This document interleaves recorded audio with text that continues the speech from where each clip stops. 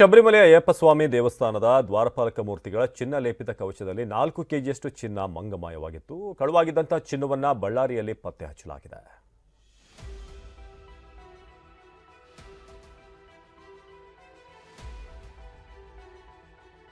ಮಣಿಕಂಠ ಹರಿಹರ ಸುತ ಶಬರಿಮಲೆ ಅಯ್ಯಪ್ಪ ಭಕ್ತರ ಆರಾಧ್ಯ ದೇವರು.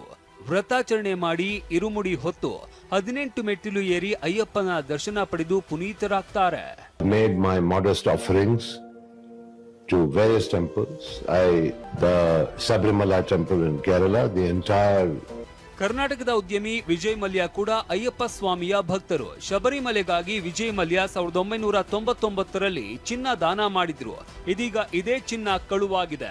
ಅಯ್ಯಪ್ಪನ ಸನ್ನಿಧಿಯಲ್ಲಿ ಕಳುವಾದ ಚಿನ್ನದ ಲಿಂಕ್ ಕರ್ನಾಟಕಕ್ಕೂ ಸುತ್ತಿಕೊಂಡಿದೆ. ಶಬರಿಮಲೆ ಅಯ್ಯಪ್ಪನ ಸನ್ನಿಧಿಯಲ್ಲಿ ಕಳವಾಗಿದ್ದ ಚಿನ್ನ ಬಳ್ಳಾರಿಯಲ್ಲಿ ಪತ್ತೆ. ಕೇರಳ ಎಸ್ಐಟಿ ಅಧಿಕಾರಿಗಳ ಮೆಗಾ ಬೇಟೆ, 476 ಗ್ರಾಂ ಚಿನ್ನ ರಿಕವರಿ. ಶಬರಿಮಲೆಯ ಅಯ್ಯಪ್ಪ ಸ್ವಾಮಿ ದೇಗುಲದ ದ್ವಾರಪಾಲಕ ಮೂರ್ತಿಗಳ ಚಿನ್ನ ಲೇಪಿತ ಕವಚದಲ್ಲಿ 4 ಕೆಜಿಯಷ್ಟು ಚಿನ್ನ ಮಂಗಮಾಯವಾಗಿದೆ.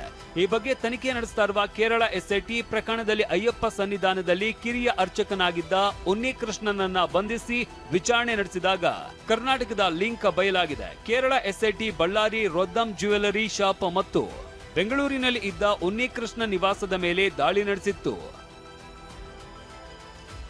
ಮೊನ್ನೆ ಬಳ್ಳಾರಿಯ ರೊದ್ದಮ್ಮ ಜ್ಯುವೆಲರಿ ಶಾಪ್ಗೆ ಎಂಟ್ರಿ ಕೊಟ್ಟಿದ್ದ ಕೇರಳ ಎಸ್ಐಟಿ ಟೀಮ್ ಸುಮಾರು 476 ಗ್ರಾಂ ಚಿನ್ನವನ್ನ ರಿಕವರಿ ಮಾಡಿದೆ.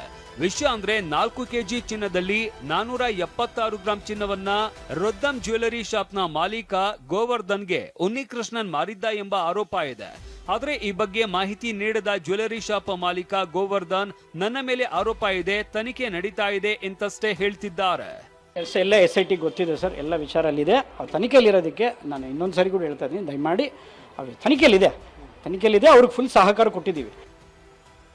ಚೆನ್ನೈನ ಸ್ಮಾರ್ಟ್ ಕ್ರಿಯೇಷನ್ ಕಂಪನಿಯಲ್ಲಿ ಕೇರಳ SIT ವಿಚಾರಣೆ. ಇನ್ನು ಕೇರಳ SITನು ತಮಿಳುನಾಡಿನಲ್ಲೂ ತನಿಖೆ ಮಾಡ್ತಾ ಇದೆ. ಉನ್ನಿಕೃಷ್ಣನ ಪೊಟ್ಟಿಯು ಅಯ್ಯಪ್ಪ ದೇಗುಲದ ದ್ವಾರಪಾಲಕ ವಿಗ್ರಹಗಳಿಗೆ ಚಿನ್ನದ ಲೇಪನಕ್ಕೆ ಚೆನ್ನೈ ಮೂಲದ ಕಂಪನಿ ಸ್ಮಾರ್ಟ್ ಕ್ರಿಯೇಷನ್ಗೆ ನೀಡಿದ್ದ ಎನ್ನಲಾಗಿತ್ತು.